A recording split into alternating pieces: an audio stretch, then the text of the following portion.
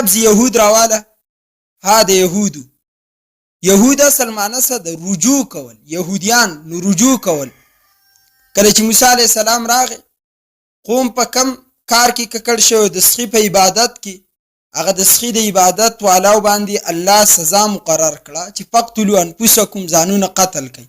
سو ځانونه قتل کړو چې کوم نو هغه رجوع توبه وایستا نو د یهود دا معنی جوړ شو چې یهود وای رجوع کول دویم یاد د یوسف علی السلام په مشر رور پسې د یعقوب چې کم مشر زوی یهودا داغه د اولاد نه دین و یهود ورته وي او دریم دا راځي چې دیو به کله د خپل کتاب تلاوت کاوه نو دیو به داسې حرکات کاوه او حرکات ته یهود وي حرکات به کول لکه څنګه چې حافظ قرآن کوي عیسی علیه السلام د انصار وای دغه امت ته نصارا وای کنه نو دا ناصری محله د چې په دې کې عیسی علیه السلام پیدا شوی دی